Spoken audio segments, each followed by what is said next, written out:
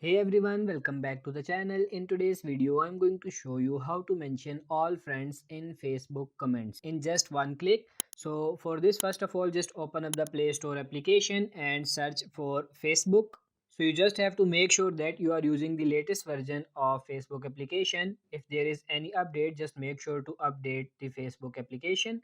After updating, just tap on this open when you are on Facebook, and now you have to come for the Facebook post. You want to mention the all friends. So now how you can mention all the friends at one click? So what you have to do is you just have to type this at the rate symbol, and then you just have to type friends like this, and now you just have to tap on this done, and now all your friends will receive the notification that you mentioned them. If you want to mention all your friends in Facebook page, so you just have to type at the rate and then type everyone, and your all friends will be mentioned in the page. So that's it for this video. I hope this video was helpful. If it is, like this video and subscribe to the channel. Thank you.